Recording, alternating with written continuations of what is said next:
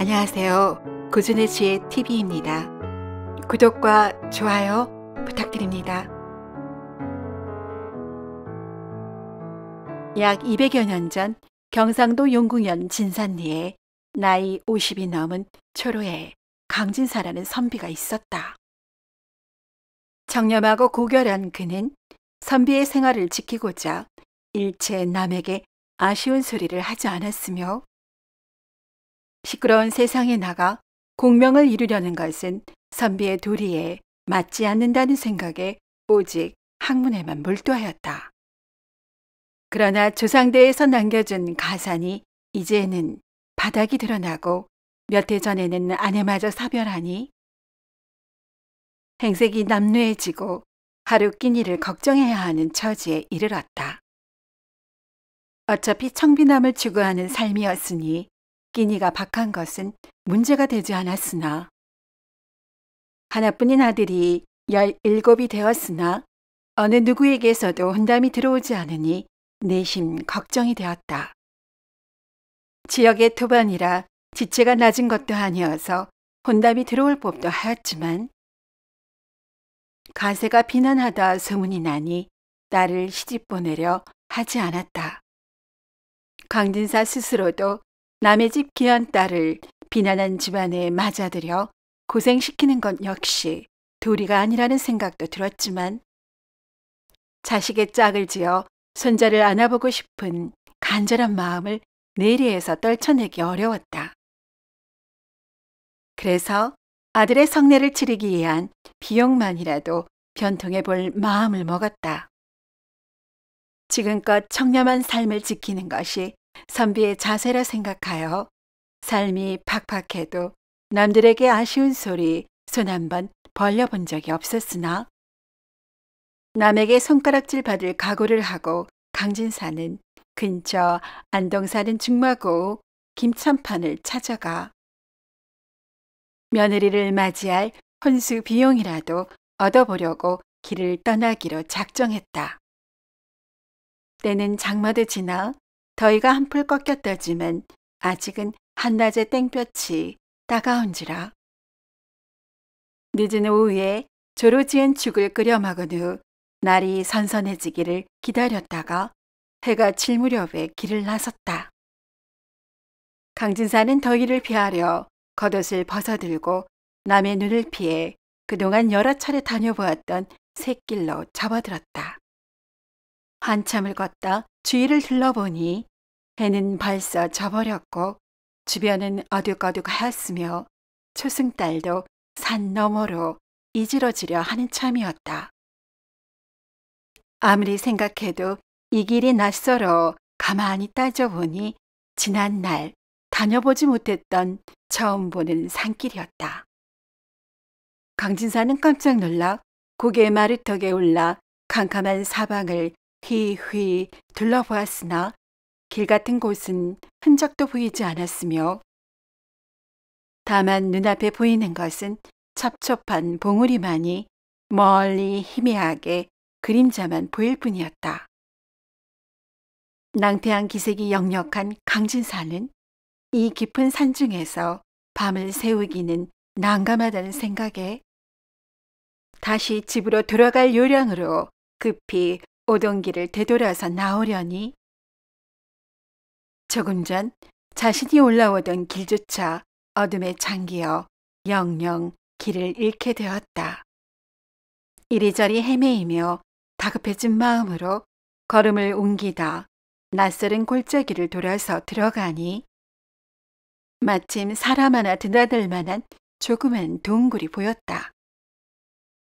강진사는 험준한 산골짜기를 더 헤매기보다는 이곳에서라도 밤이슬을 피하고 날이 새기를 기다리는 것이 좋겠다 싶어 급히 동굴 안으로 몸을 들이밀었다. 그런데 이상하게 동굴 안은 바깥보다 어둡지도 않았으며 희미한 불빛을 밝혀놓은 듯 주변 사물을 분간할 수가 있었다. 어두운 동굴 안으로 한 10걸음 정도 들어갔는데 강진사는 너무 놀라고 기이해서 입도 뻥끗 못하고 그 자리에 우두커니 멈춰 섰다. 동굴 한쪽 구석 정면에 나이 80을 넘은 듯한 백발의 노인이 은실 같은 가느다란 긴 수염에 하얀 옷을 입고 파르스름한 빛이 감도는 신비한 눈빛을 띤 채 작은 등불에 의지하여 자정하고 있는 것이었다. 강진사는 처음 노인을 보고 혹 귀신은 아닌가 하는 의구심도 들었으나 두려움보다 더 무거운 정적 속에 찬찬히 살펴보니 노인이 해를 끼칠 것 같지는 않아 보였으며 기골 선풍이 예사롭지 않아 혹여 한간에 해자되는 신선이 되고자 돌을 닦는 도사인 것도 같아 놀란 가슴을 진정할 수 있었다. 강진사는 예를 갖추어 노인에게 하룻밤 신세질 것을 청했다.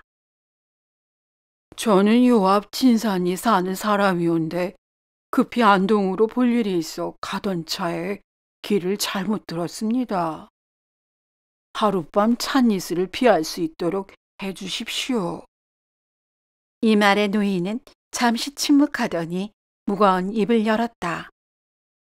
하룻밤 머물다 가는 것은 배될 것이 없겠으나 마침 사냥을 나간 아들 셋이 들어올 시간이 되었습니다. 그 아들들이 성미가 몹시 고약한지라 필요코 손님께 이해를 가할 것이 염려됩니다. 손님은 그리 아시고 돌아가시는 것이 좋을 듯하오. 자제분들이 그렇게 기운이 세차다 하여 설마 어버이 앞에서 객에게 해를 끼치게 하겠습니까? 어허, 사정이 간절함은 알겠소만 연전에 두 선비를 손님으로 받았다가 제가 잠든 사이에 아들놈들이 그만 그 손님들을 해하고 말았소이다. 손님 역시 어떤 봉변을 당할지 모를 일이니 여길 속히 떠나시오. 강진사가 누차 간청하였으나 노인 또한 돌아가라고 재촉하니 발길을 돌릴 수밖에 없었다. 강진사는 이곳이 두족의 소굴임이 분명하다는 생각에 노인에게 고마운 뜻을 전하고 급히 굴을 나왔으나 밖은 어둠이 더욱 짙어져서 앞이 분간이 안 될 정도라 멀리 갈 수도 없어 근처 숲을 속에 몸을 감추고 무사히 날이 밝기를 기다렸다. 숨죽이며 자리를 잡고 앉은 강진사는 피로가 일시에 몰려와 꾸벅꾸벅 졸고 있던 차에 벼랑간 나무가 쓰러질 듯 강한 바람이 휘몰아치더니 계곡 전체가 무너질 듯한 굉음에 놀라 잠에서 깼다. 눈을 뜨고 주변을 살피니 스르륵 스르륵 음산한 소리를 내며 30자가 넘는 길이에 몸통은 절구통만한 시커먼 뱀 3마리가 동굴 안으로 들어가는 것이 아닌가. 강진사는 순간 동굴 속 노인과 그 아들들이 저 뱀들에게 해를 당할 것이 염려가 되었으며 한편으론 호기심도 일었다. 강진사는 숨죽이며 동굴 입구로 다가가 안의 동정을 살폈다. 안에는 노인이 미동도 하지 않은 채 단정히 앉아있고 그 앞에 뱀 3마리가 또아리를 들고 머리를 이리저리 3번 흔들더니 젊은 사내들로 변하였다. 강진사는 이런 기절초풍할 광경에 두 손으로 입을 틀어막았으나 노인과 젊은이들이 무언가 대화를 나누는 것에 대한 호기심을 억누를 수는 없었기에 몇 걸음 더 동굴 안으로 들어갔다. 그래, 사냥들은 잘 하였느냐? 무엇으로 요기를 하였느냐? 예, 아버지. 산중에서는 사냥감을 찾지 못해 마을로 내려갔는데 마을에서도 가축들이 씨가 말라 허기를 채우지 못하던 중에 현청 관아의 뒤뜰 내실 근처 우물가를 지나다가 마침 현감의 딸이 우물에서 물을 깃는 것을 보고 포동포동한 종아리를 깨물어 그 피로 배를 채우고 돌아왔습니다요. 이렇게 큰아들의 말을 듣자 노인은 얼굴이 살색이 되어 낙심천만한 표정으로 말했다.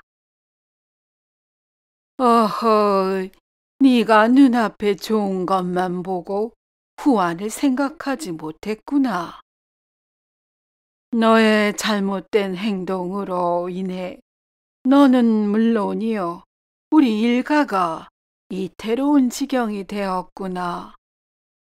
이 고을 현감이라면 고을 안에서는 제일 높은 사람이요, 못할 것이 없는 힘 있는 자인데 그 따님이 변을 당했으니 치료 방법인들 알아내지 못하겠느냐.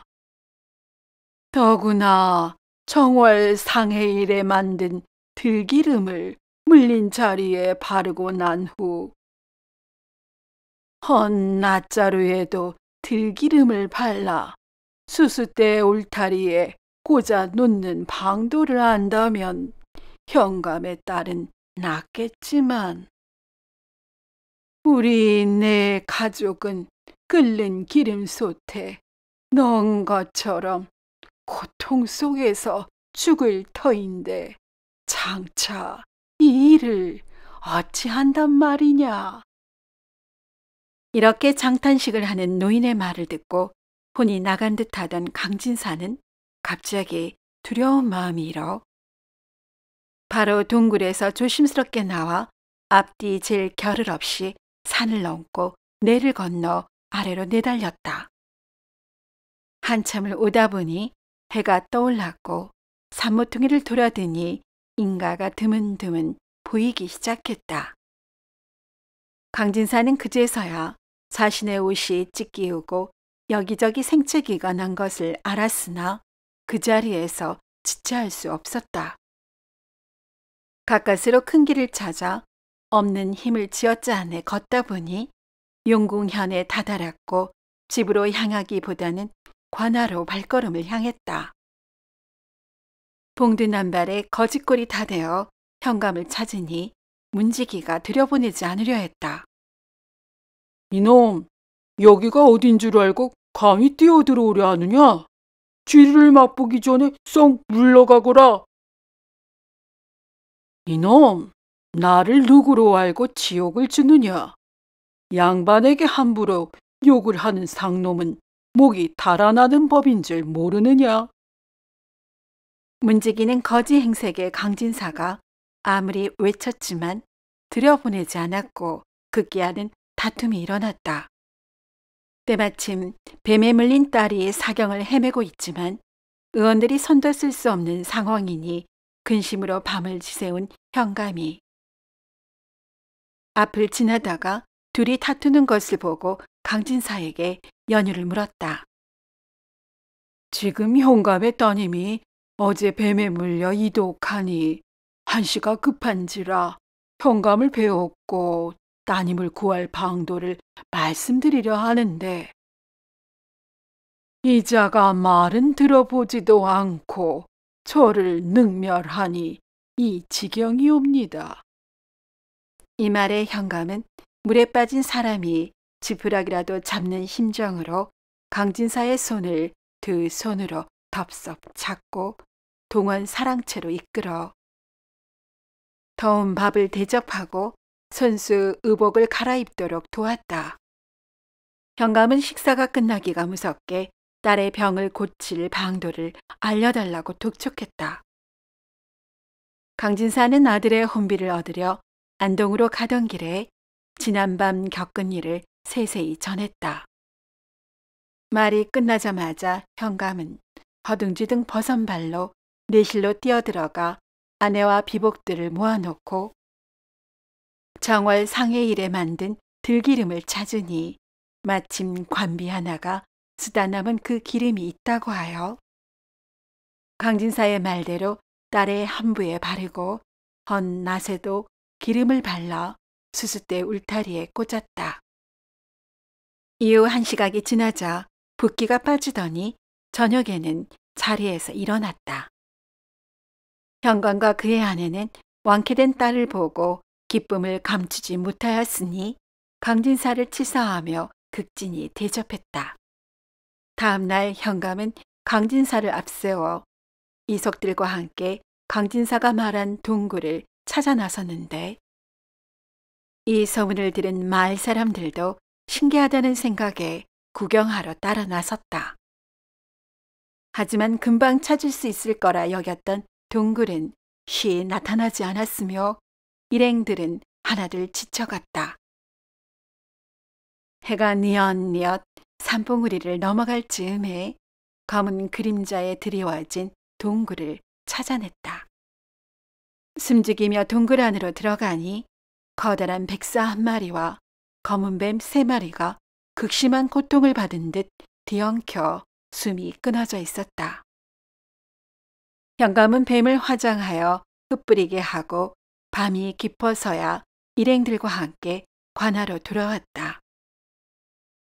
다음 날 현감은 집으로 돌아가려는 강진사를 극구 만류하며 며칠 머물다 가기를 청하였고 딸의 목숨을 구해준 강진사를 극진히 대접하는 한편 강진사의 집으로는 양식과 은자를 보냈다.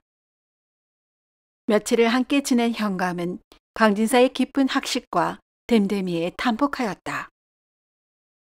그날 밤 현감은 내실로 들어와 아내와 딸을 앉혀놓고 말했다.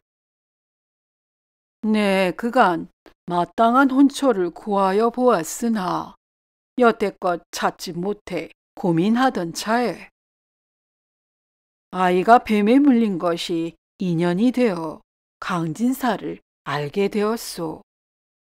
지내다 보니 강진사의 댐댐이가 나를 뛰어넘고 사람을 풀어 알아보니 집안 역시 얕은 집안은 아닌데다.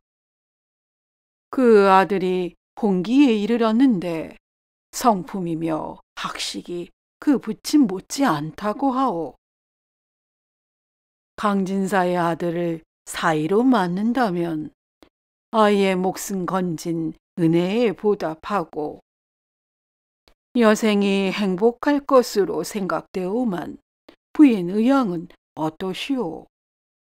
이 말에 현감의 아내는 자신이 꺼내려던 말을 남편이 먼저 했다며 흔쾌히 응했으며 딸 역시 강진사와 같은 분을 시아버지로 섬기는 것이 복될 것이라 했다.